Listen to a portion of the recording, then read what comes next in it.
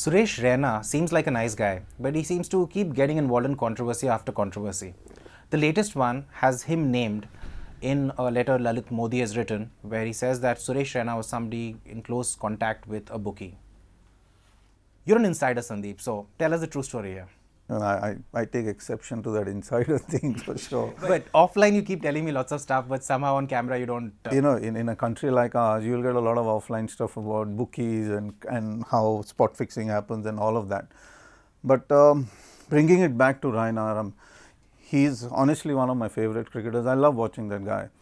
Aren't you getting a bit too politically correct here? No, what I mean to say is that he is a fabulous cricketer, sportsman. He does brilliantly at what he's doing, but I just don't understand why does he react to these situations. You just asked a very simple question, why is he getting into trouble? I don't think he's getting into trouble. What he is, basically he's come into a position of power, of being one of the top T20 players, probably the best T20 player we have.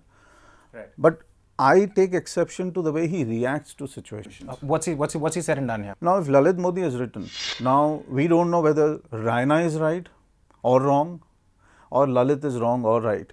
The question here is, I think you know, you're not saying it. No, in a country like ours, allegations can be thrown at anybody. Right. You can throw an allegation at Lalit Modi for whatever he's done or not done. The same goes for every cricketer. But when you come out it in the open and say that, I'm going to take Modi to court, then take Modi to court. Don't just say it and then go on a vacation. Take Modi to court. Show me. I am a fan. I need to be reassured. The country doesn't need to be reassured, the BCCI, because the BCCI, like a typical school and like a principal, has given a clean check to its own students. And so has the Indian media as well. Because while Lalit Modi's allegations against the government or politicians are being taken seriously, his allegations against Raina have just been sort of ignored. It surprises me. I till today, in the last 10, 15 years, 20 years of being in the media and doing, going to various tournaments, including cricket, I have never understood this whole bias towards cricket in terms of reporting it. You report the good things, you report the bad things or whatever, but when something like this comes, take the cricketer on. Like Chris Keynes did with Lalit Modi. Chris Keynes took him to court, he won the case.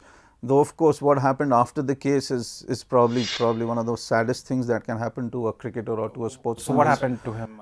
He probably got 90 lakhs or a crore back in terms of winning the case, but I think the money was double in terms of the court legal fees that he had to pay up, and now he's probably cleaning buses and bus shelters in New Zealand to kind of make a living. I mean, for a guy who's one of the greatest cricketers New Zealand has produced, this was a sad end. Yeah, Shane once said he was probably the best all-rounder of all time. Yeah, I don't think Suresh Raina is probably going to end up like that. But my point again is, you said on paper, you said it to the media that you're going to take Lalit to court. Show me pictures where you're sitting with the lawyer. Show me the video images where you're sitting with the lawyer and saying, okay, this is the date I'm going to court.